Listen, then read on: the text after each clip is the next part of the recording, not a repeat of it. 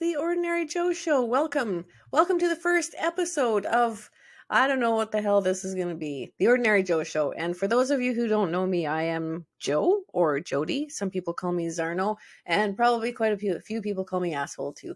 So whatever you want to call me is fine. Just don't call me a-hole to my face is all I ask. And this is my very first episode of this Ordinary Joe adventure that I'm going on, and I'm really happy to have you along. I thought I would have to start and explain what this show is going to be all about, and to tell you the truth, I don't have a hot clue. And let's be honest, right? So Ordinary Joe is actually going to be the name of a book I'm writing. And for the 5 people who are watching this, including my family watching, listening, I'm writing a book, as many of you know, and it's a lot of people think it's about a man named Leroy who I met, who I'm going to talk about later in the show. But a lot of it has to do with my own journey, not only just in the last couple of years, but kind of some of these stories are going to be 50 years old, if believe it or not. And so I'm going to see where it takes me. So some of the show is going to be talking about the book and the journey and the people I've met along the way. But also I want to use this show as an opportunity to bring other ordinary people on the show. So I am a firm believer that a lot of people out there, ordinary people, can do amazing things and have done amazing things.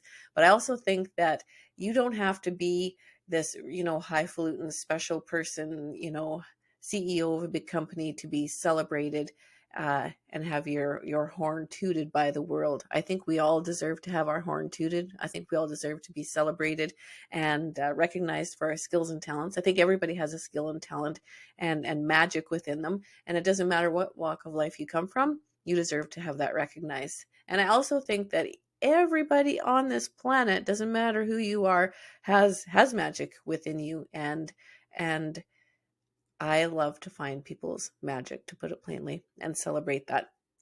So, like I mentioned, it's been kind of a crazy few years here in Zarno world, and because of that craziness, some of it's been good, some of it's been pretty horrible, but everything in your life, whether it's good, bad, or ugly, has the potential to bring a great lesson, teach you a gift, teach you a lesson, bring you a gift, and make your life better. And so out of those gifts and lessons in the last few years, it's planted the seed for me to write this book called Ordinary Joe. And so today is just kind of getting that kicked off. It's not going to be a long podcast. I thought I would kick this little show off by sharing a little story with you. I'm a big storyteller, and I'm going to call it the what the fuck moment. And we've all had what the fuck moments. You can have a what the fuck moment every day, really, if you want. And this one is a big what the fuck moment for me, because it really opened my eyes to a journey that I was going to go on, and it really made it powerful.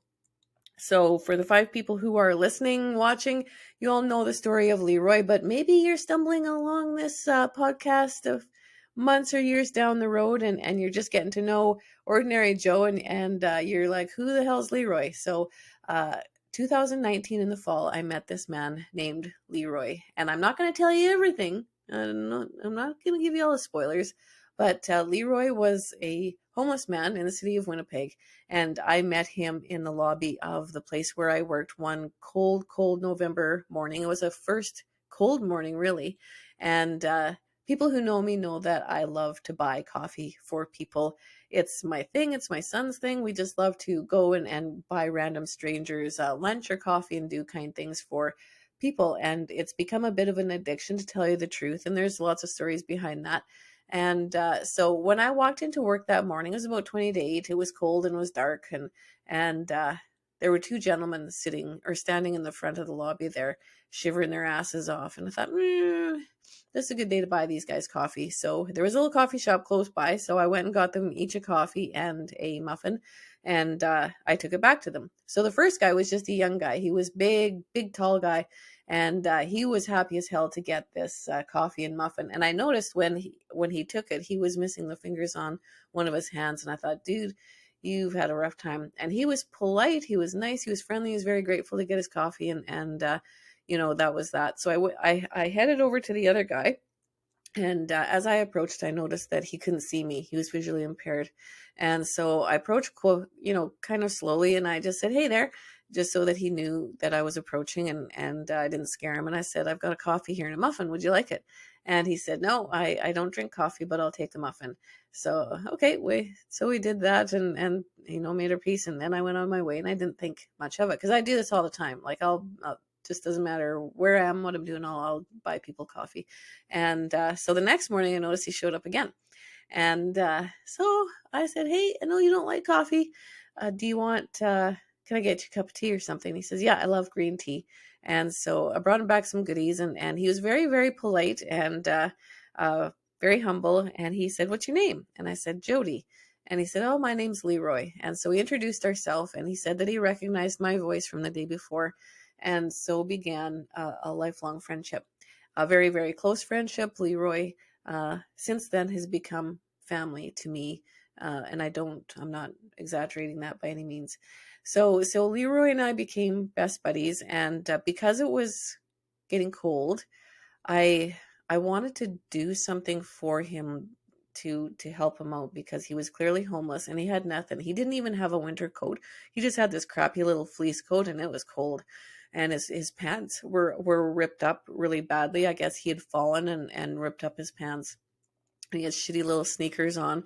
And I knew he was going to be in a bad way. If he didn't have anywhere to go at night, how the hell was he going to stay alive if he didn't have any warm gear? So I didn't want to promise him anything.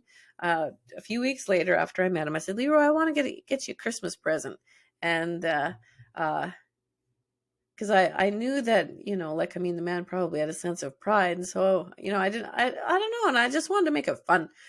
Christmas is fun and everybody deserves to have a little fun at Christmas time. It's one thing just to get something, have somebody give you something, but it's more fun. It's more special if it's a present. So I said, "I want to give you a Christmas present. I want you to think about what you want. When I come back on Wednesday, I want your Christmas list." So sure enough, I saw him the next time and I said, "Okay, what's on your list, man?" And he said, "I need a bunch of stuff, but it's too expensive. So only get me one thing." And here is this man who could have asked for the world. He had literally nothing. And he could have asked for the moon and back, but he was humble and he wanted to respect what I could do for him. And he said, "Just get me one thing." So I said, "Well, lay it on me. What do you need?" So he listed off all the things that I expected. He needed pants, he needed gitch, he needed socks, he needed sweaters, mitts, because people rob him, probably regularly on the streets because they know he can't see anything. So he's a pretty easy guy to rob. So in the meantime, I'd been sharing my story, my Leroy story, on social media, and kind of generated a little bit of buzz and a little bit of interest from this man's story. And I really didn't realize at the time how powerful that would be. I was still in the beginning stages of my Leroy journey. And so I was saying, okay, I titled the post "Christmas for Leroy." And I said, "I'm going to get this guy some stuff. He's got literally nothing. If anybody wants to participate, let me know." And I had no expectations. And before short order, I had over $1,000 raised in donations, and a good friend of mine was able to secure a black coat, a really, really good black winter coat for him. And Leroy would only wear black because he had been told by a 7 or 8 year old girl in the Salvation Army, never wear colored clothing. And he loved colored clothing, and he wore really bright colors because he was from Barbados. And she said, "Dude, you're gonna get murdered if you continue to wear that colored stuff because you stand out in a crowd and you're a target. So only wear black because you got to be blend in and you got to be invisible because otherwise you're a target and you'll get thumped on." So ever since then, the only things that he would take were black items.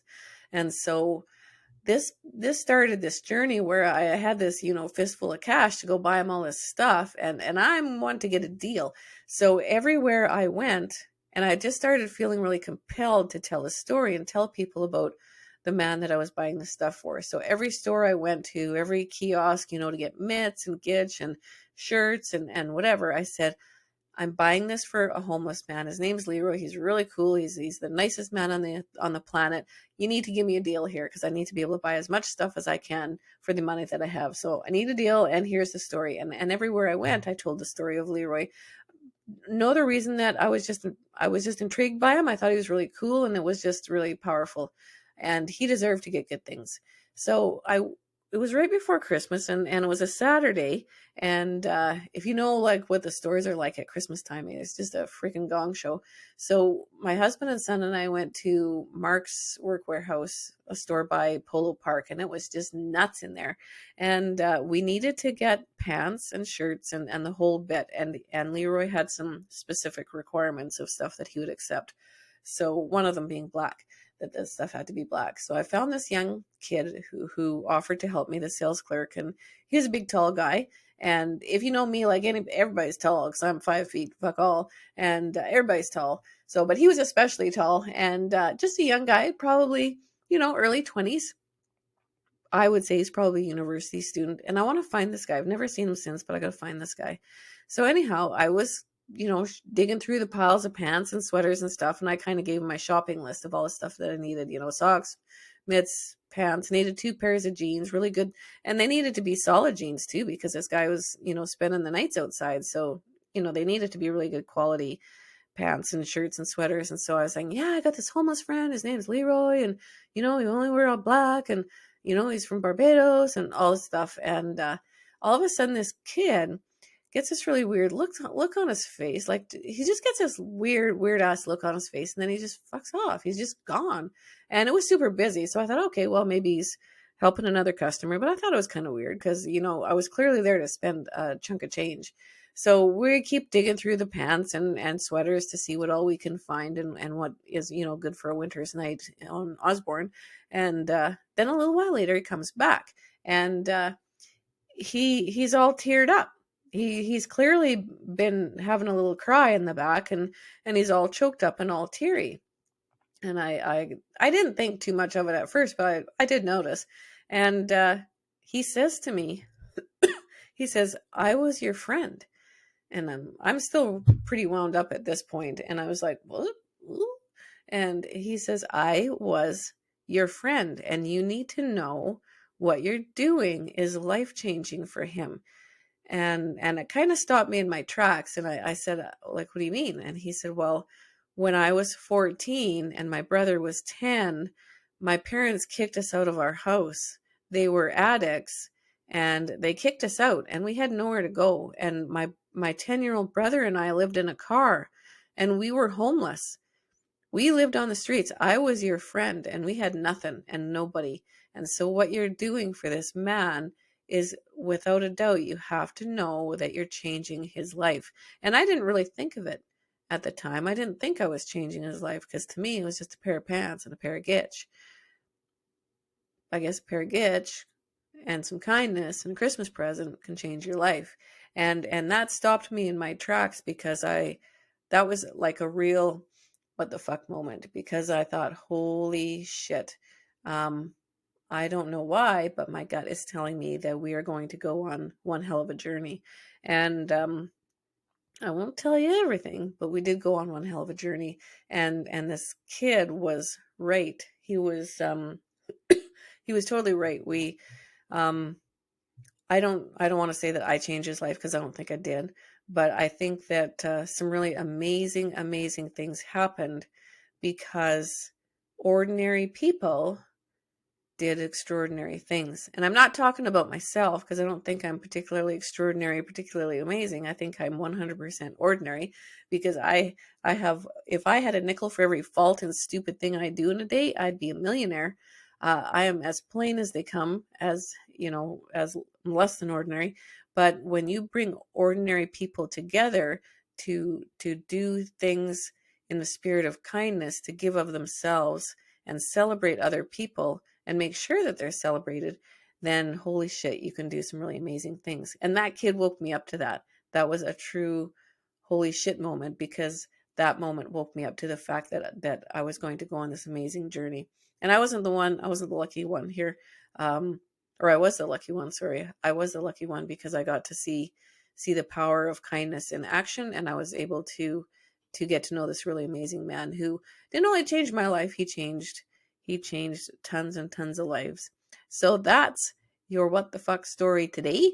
And this podcast episode is probably the first pancake of the batch where it's not perfect, but my goal is to bring on other people who have done some pretty cool shit in their day, and just inspire people into action, to show us that we can all do something that we might think is ordinary, but if we act in the spirit of kindness and giving, we can really do good things for the world.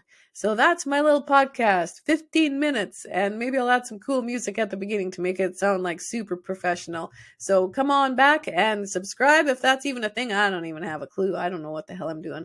So yeah, have a good one, my friends. See you later.